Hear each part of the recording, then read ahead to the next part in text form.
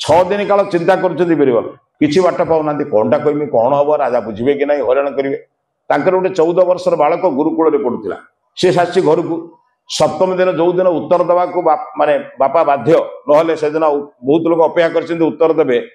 बीरबल भावुं उत्तर भूल है राजा आउ शुणी जदि फेरबी ना घर माँ माने पत्नी भोजन देते भोजन करूँ कौन से तो मृत्यु देखा काले जब भूल उत्तर हम ताले राजा मारे